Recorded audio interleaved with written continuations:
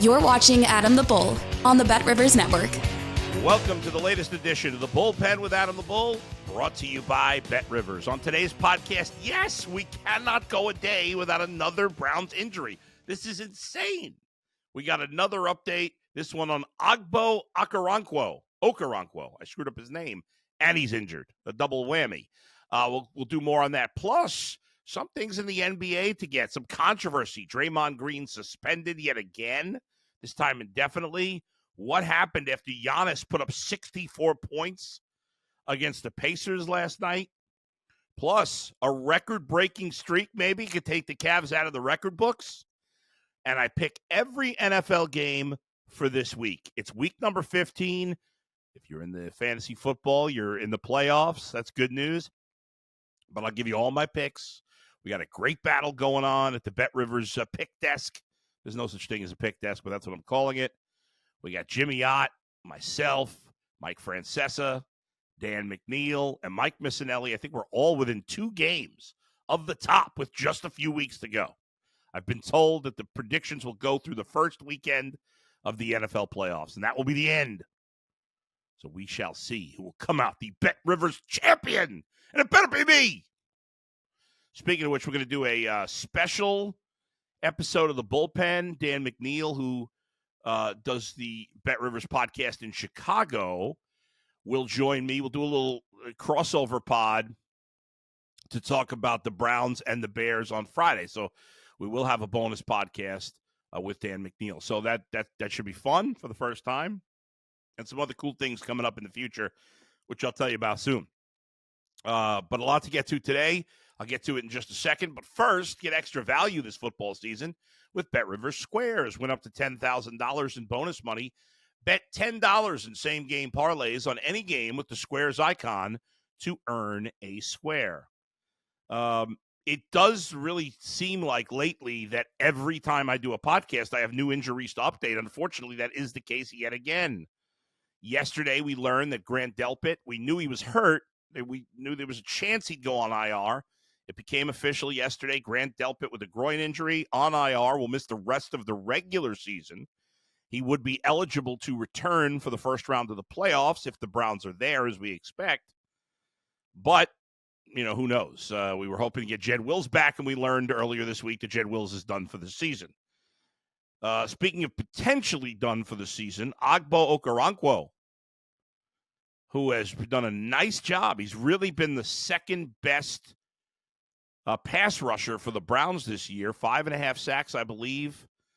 We don't have a total final picture on him yet, but he is dealing with a pectoral injury, and he could miss the rest of the season. We should get updates possibly before the end of the week. I would assume he's not going to play this week. We don't know, but obviously Browns dealing with Maurice Hurst, who we announced earlier in the week. He's done for the year. Jed Wills done for the year. DeJuan Jones done for the year. All 3 of those announced this week. Delpit out for the rest of the regular season, and Ogbo could join them. It's not great, but it is what it is. The Browns have found a way to push through with all these injuries, thanks to guys playing with a lot of heart, a lot of toughness, a lot of fight, and a coaching staff led by a head coach who's done a magnificent job this year. The Browns did sign veteran safety Duron Harmon off their own practice squad, and he will probably play this week with the injuries in the secondary, which we haven't even discussed today. Obviously, Juan Thornhill was a scratch right before the game. His status for this week is unknown. But we obviously know Grant Delpit is not going to play for minimum the next 4 weeks. So they need all hands on deck. Ronnie Hickman, the rookie undrafted out of Ohio State, did a nice job this past week. He's going to be asked to do more. And Duron Harmon will be in the mix as well. Jordan Elliott, Browns defensive tackle, another defensive lineman. He's dealing with a concussion. Jerome Ford's banged up. Kareem Hunt's banged up. Denzel Ward, we don't know yet if he's coming back this week. We thought he was trending in the right direction last week. He and so who knows? Until we probably won't know till at least Friday whether or not Denzel Ward's going to be back this week. That would be a huge boost since they're really hurting in the secondary. But the Browns will continue to move forward. I would assume Kareem Hunt will play this week. I think Mark Cooper will play this week. My guess is Jerome Ford straps it up this week as well, and he'll be ready to go. But the Browns have yet more to overcome, and I have no reason to doubt them at this point. The way they have fought through adversity, they have more players on the injured reserve than any team in the NFL, except for the Texans, believe it or not. The Houston Texans are the only team in the NFL with more players on IR. Obviously, we don't follow every team as closely as we do the Browns. Browns are second. I'm pretty sure the Browns have the most money on the IR because they have Deshaun Watson there. But in terms of total players on injured reserve, the Browns are actually second, which is still a ton, but the Texans, believe it or not, have more. The Bears, on the other hand, who the Browns are playing this week, are a relatively healthy team. DJ Moore was limited in practice this week, so he's a little banged up. They did lose one of their best defensive linemen, and so that's a big deal. But for the most part, the Bears have been a healthy team. They're not very good, but they've been healthy. There's Yannick Ngakoue. I couldn't think of his name for a second. He went on IR yesterday. But he was only the second player on the Bears to go on IR this year. I mean, that's it. They have 2 players on IR, and they just put Ngakoue. So that's a big loss. They do have Montez Sweat on their defensive line. But the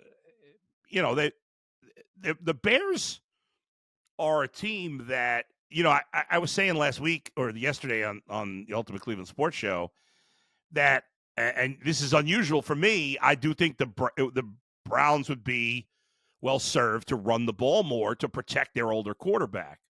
I have no problem with the fact that they threw it a lot the last 2 weeks. But I think as we go in the season, to keep Joe Flacco, who will be 39 in a few weeks, give him a better chance to stay healthy, they do need to run the ball a little more effectively, and they do need to run the ball more. But I don't think this is going to be the week because the Bears are stout against the run. I believe they're ranked second in the league against the run. They've struggled against the pass, and now with Ngakoue out, he's their second best pass rusher behind Montez Sweat, who they acquired in a trade deadline deal. I mean, now it's like Sweat and nothing else. They really don't have anybody else that gets to the quarterback. So even though the Browns are banged up at tackle, well, the guys playing tackle, Christian and Hudson, they played tackle last week. And, we understand they're the 4th or 5th options. They held up all right last week. Hudson's, let's face it, he's not very good, but there are no better options, I guess, as they see it at the moment. So those guys are starting, and there's outside of Sweat, and you're going to have to sweat a little bit. You're going to need help with him. But really their strength is in the middle and stopping the run. So I do think we're likely to see another week where the Browns are throwing the ball a lot, at least early in the game. Hopefully you get up big, and now you could run the clock, and try to get the running game going. Jerome Ford, if numbers can be this misleading sometimes. I love numbers. Jay brought up yesterday he's averaged over 4 yards a carry in the last month, but if you're watching the games, you see it. He's just not been very effective since the Indy game. He's had a couple of decent runs here and there, but there's way too many runs for under 2 yards, and that's part of the reason they're moving away from the running game because they've not been effective that way, and they have an offensive line that's better at pass blocking. That's the bottom line. Even when they were healthier, even when they had DeJuan Jones and Jed Wills, they were better at pass blocking, and they still are. Wyatt Teller may be their only O-lineman who's better at run blocking, but he's also a really good pass blocker. I mean, he's just an excellent offensive lineman. And speaking of that, Ethan Pocic, he had a stinger last week. It's not a certainty he's going to play this week. Again, I usually expect the offensive lineman to be able to go unless they just can't at all. But it's yet another injury to keep an eye on. Who's going to win this game between the Browns and the Bears? I'll give you that in just a couple of minutes. We'll go around the NFL with all the picks. But before that, I got a couple of quick hitters from the NBA. I am so sick of Draymond Green and his shit. I mean, it's so annoying. He fights with teammates. He fights with refs. He fights with the media. He fights with fans. He it was like an open-handed punch to Yusuf Nurkic the other day. He's been suspended indefinitely. Everybody says this guy's a great guy off the court. Maybe he is. Some people they get, I can be intense on the radio or TV and a podcast. I can be intense. You meet me outside, I'm the same guy, but not quite as intense when I'm just out for dinner or something or meeting a fan. I'm not as fired up. I'm a little calmer. And Draymond may be the same way. But, I mean, obviously he's a guy you love when he's on your team and you hate when he's not on the team. Every fan base would love to have Draymond Green. But when is enough enough? He's got to be suspended. As I said, he's been suspended indefinitely. It's got to be at least 20 games, if not longer. The NBA just can't. He never apologetic. It's always an excuse. Oh, I was doing this. Oh, I was doing that. He's so full of crap. Giannis last night for the Bucks scored 64 points in a win over Indiana. Then there was controversy after the game. The Bucks, Giannis wanted the basketball, which you get. You score 64 points. Okay, that's something you put up on in the trophy room. I get it. Indiana had apparently taken the ball because one of their players, I don't even know his name, some rookie scored his first NBA point. Yeah, I get it. There's plenty of basketballs out there. Let Giannis have the main ball. And let Joe Schmo, who scored his first basket, have the backup ball, please. I mean, Giannis is the star here. And finally, the Detroit Pistons have lost 21 straight games. They started 2-1 on the season, and now they have lost 21 in a row. The NBA record within one season for most consecutive losses is 26, which, of course, the 2010-2011 Cavs were the first team to lose 26 in a row ever within the season. Now, I think the Sixers maybe, or I can't remember who it was, lost 28 or 30 in a row over two seasons, but within one season, the Cavs 20, and then 3 years later, the Sixers also lost 26 in a row. So we'll see if this Pistons team, which is hideous, can take both the Cavs and the Sixers out of the record books. I remembered I had just moved to Cleveland when that happened, or the record got broken in a couple of months before I moved here, and it was something that was getting talked about a lot when I first moved to Cleveland in 2011. But hopefully, I'm rooting for the Pistons to lose at least 6 more games in a row to take the Cavs off the hook there. Okay, let's get to all the NFL picks to wrap things up here, and we'll end it with the Browns. I got the latest Bet Rivers point spreads. So let's start with the Saturday action. Remember, there's a Saturday triple header with college football done for the regular season. A triple header on Saturday. The first game is the Vikings at the Bengals. The Bengals making a little. We've seen some teams. Obviously, the Browns have been making their run longer, but the Bengals making a little run here with a backup quarterback as well, Jake Browning, who was okay against the Steelers in his first game, but they lost. Has played 2 excellent games in a row, leading the Bengals to victory over the Jaguars and the Colts. Now they play another team that's in the mix for a playoff spot. In fact, I believe the Vikings are the 7 seed right now. No, not even better than that. The Vikings are the 6 seed in the NFC right now. They won 3-0 last week. The Bengals are a 3-point favorite at home. Like I've said with Joe Flacco, even more so with Jake Browning, I can't believe he's going to continue to play this well for this long. But the Vikings offense is such a mess, and the Bengals defense, both teams are playing well defensively right now, that I'll lean towards the Bengals' talent on offense besides the quarterback. I'll go with the Bengals at home, minus the 3. Steelers at the Colts is the 4:30 game on Saturday. The Colts are at home. The Steelers have lost consecutive games to Arizona and New England. It's hard to have any faith in them. However, just when you count out the Steelers, it seems like they always pull out a win. I'm torn on this one, but I'm going to go with the Colts. I think I'm going to regret that, but I'm leaning towards the Colts minus 1.5. Saturday night, the Lions got to show you something here. Jared Goff, who had played well early in his career at the Rams, then he struggled. They moved on for him. He'd been great in a year and a half for the Lions, but all of a sudden, 3 of the last 4 games, he's been bad. A lot of turnovers, and the Lions need to right the ship here. I think they will against the Broncos team that's playing well. So all 3 Saturday games, are involving playoff teams or potential playoff teams. 5 of the 6 AFC teams in that wild card mix, 4 of the 6 are all playing. These are huge games. I'm going to go with the Lions at home, minus the 4 on Saturday night. Sunday, 1 o'clock games. As like I said, I'll skip the Browns for now. We'll wrap with that. Texans at the Titans. Titans are a 2.5-point favorite, which means Vegas thinks and Bet Rivers thinks that C.J. Stroud is not going to play. The Titans coming off a big win, coming back to beat the Dolphins, showing a little fight toughness there. Without C.J. Stroud, it takes some time to recover with a backup quarterback. I think the Titans will win at home. I'll lay the 2.5. Chiefs at the Patriots. Reports this week that Bill Belichick's going to be fired at the end of the year. Who could have guessed that a couple of years ago? The Patriots are a disaster. However, their defense is good. You wonder, will they play for Belichick? I have no idea. The Chiefs are on the road. The Chiefs are struggling. And you'd probably have to be out of your mind to bet on the Patriots. But it keeps nagging at me that the Patriots are playing really well defensively. I think the Chiefs get fired up after embarrassing themselves last week, complaining. Mahomes, I've always been a big Mahomes guy. The whining and crying about that penalty, which was a penalty, was embarrassing by the Chiefs. But I think it fires them up. I think they win this game on the road. I'll lay the 8.5 with the Chiefs. Falcons at the Panthers. Panthers are getting 3. I don't know. The NFC South stinks. The Panthers choked last week. They had a chance to kind of solidify their position. I don't like the Falcons. I don't like their coach, but the Panthers are just hideous. So as much as I don't like either team, this is a stay away unless you have to. But if you have to, take the Falcons -3. Giants at the Saints -6. As usual, New York fans getting carried away.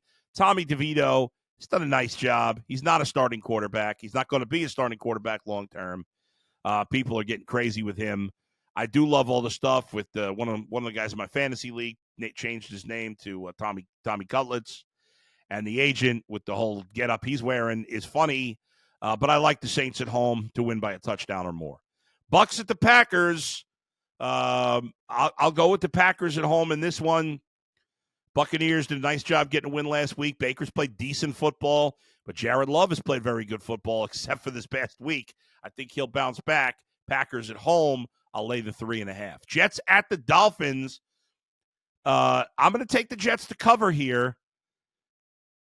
Zach Wilson played well last week. I don't have a lot of faith that he'll do it again, but I do like their defense. I think the Dolphins are a bit of a fraud. They haven't beaten anybody good. I think the Dolphins win it at home, but I think it's close. Those are the 1 o'clock games, except for the Browns. Get to that in a second. 4 o'clock games on Sunday. Commanders at the Rams. I'll lay the 6.5 with the Rams. I like what they're doing right now. They got a shot to make the playoffs.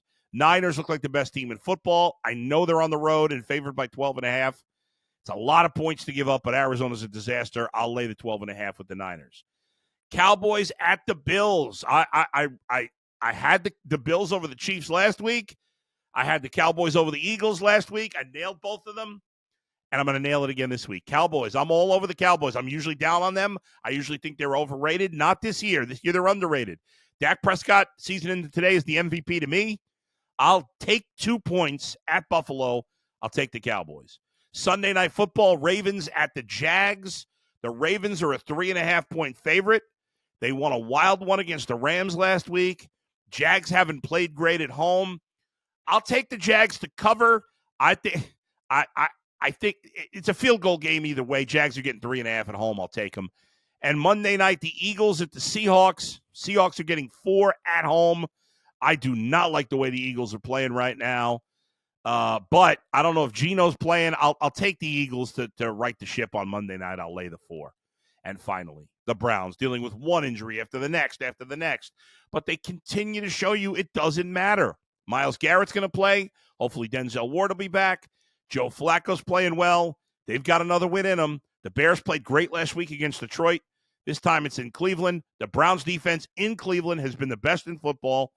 They're only favored by 3. I mean, on a neutral site, are these equal teams? I don't see it. I think the Browns are a lot better, even with their injuries. I'll lay the 3. The Browns are going to win. They're going to get to 9-5. That's how I see it, and be 1 win away from the 10 you need for the playoffs, although I think they'll win more than that. All right, that's going to do it for this episode. Thanks to Brian Monzo for producing. Thanks to all of you for watching. Make sure you hit the subscribe button. Make sure you hit the thumbs up for the like. I appreciate it. These things help, and you get alerts whenever I'm doing a podcast. I'll talk to you next time. Where else but right here in the Bullpen with Adam the Bull, brought to you by Bet Rivers. See ya.